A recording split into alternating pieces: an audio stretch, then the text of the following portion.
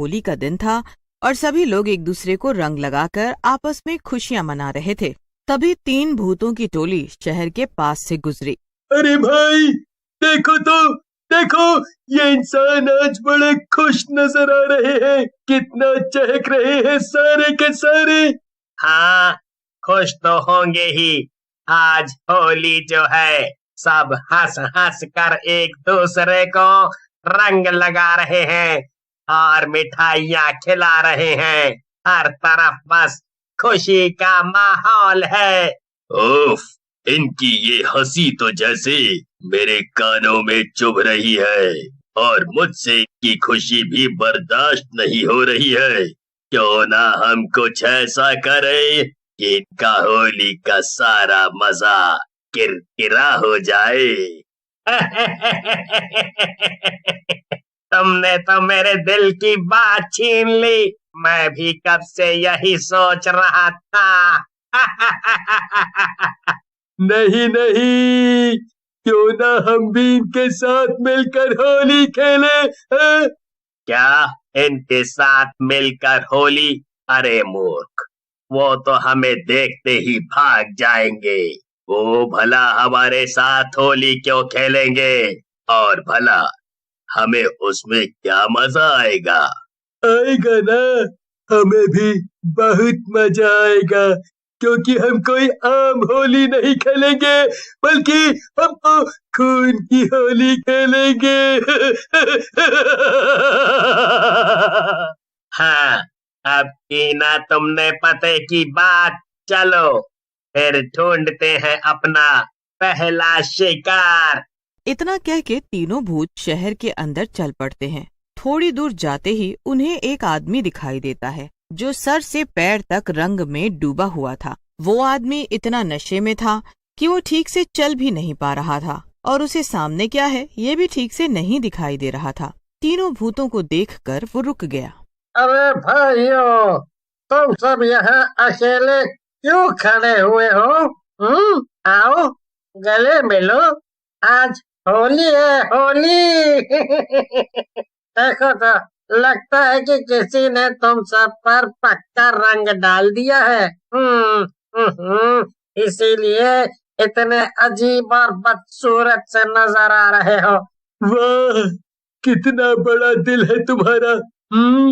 गले मिलना तो ठीक है, पर पहले ये बताओ कि क्या तुम हमारे साथ होली नहीं खेलोगे?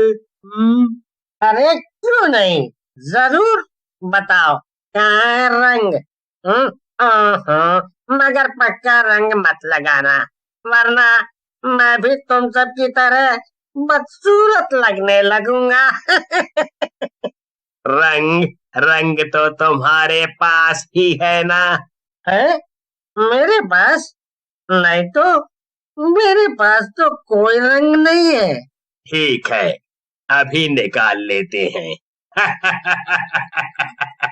इतना कहकर भूत उस आदमी को मार देता है और उसके खून से तीनों भूत आपस में होली खेलने लगते हैं। फिर तीनों भूत शहर में इधर उधर घूमने लगते हैं और वहाँ पे लोग मजे से होली खेल रहे थे। लोग भूतों को आता देखकर डर जाते हैं। अरे यहाँ खड़े क्या हो, जल्दी करो, अरे भागो यहाँ से।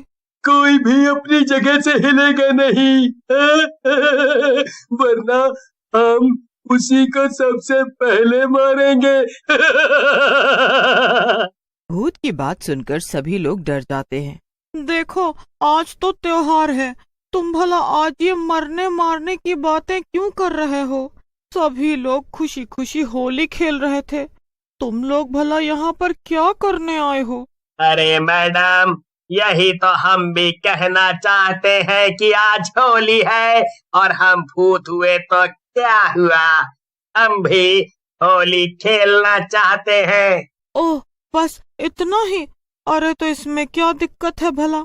आओ आओ, तुम लोग भी होली खेलो हमारे साथ। वाह, आप तो काफी अच्छी है मैडम, लेकिन हमें ये रंग नहीं चाहिए, क्योंकि हम रंगों से नहीं बल्कि खून की होली खेलना चाहते हैं, खून की होली। तभी तीनों भूत में से एक भूत आगे आता है और उस औरत को मार देता है। फिर तीनों भूत उसका खून निकालकर सभी लोगों को लगाने लगते हैं। बुरा न मानो, होली है। अरे हमारा खून तो फिर से खत्म हो गया। तो बताओ बताओ, अब तुम में से कौन देगा हमें अपना खून? नहीं नहीं, हमें माफ कर दो, प्लीज हमें जाने दो, अब हमें होली नहीं खेलनी। अरे अभी तो हम सब आए थे और अब तुम लोग जाने की बात कर रहे हो।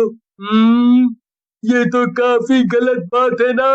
तभी एक बच्चा भीड़ से बाहर निकल कर आता है और कहता है, बिल्कुल है, और ये लो, तुम तीनों भूत मिठाइयाँ भी खाओ। होली जो है, मुंह मीठा करना तो बनता है ना। हाँ हाँ, और ये लो, ये भांग है। होली के दिन इसे पीना बहुत जरूरी है, इसके बिना होली अधूरी होती है। तीनों भूत बारी बारी से भांग पी लेते हैं। ऐसे ही धीमे धीमे वो लोग बहुत ज्यादा भांग पी लेते हैं, जिससे उन्हें नशा होने लगता है। जैसे ही दूसरा भूत इंसान का खून लेने आगे बढ़ता है, एक दूसरा आदमी जिसका नाम चमन था, वो एक बाल्टी में लाल रंग ले आता है और उस भूत से कहता है, अरे अरे रुको रुको, आए ये लो, अब तुम्हें किसी को मारने की जरूरत नहीं है। मैं तुम लोगों के लिए इतना सारा खून ले आया हूँ। आए लो। अरे क्या ये सच में खून है? वाह, ये तो बहुत सारा है। इससे होली खेलने में तो बड़ा मजा आएगा।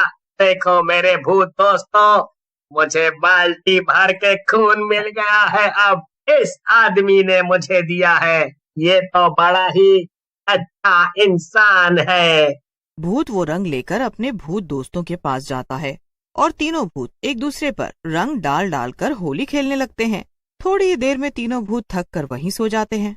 तभी चमन बाकी लोगों से कहता है, अभी तो ये तीनों भूत सो गए हैं, पर जब ये उठेंगे और इन्हें पता चलेगा कि हमने इनके साथ चालाकी की, तो इन्हें बहुत गुस्सा आएगा।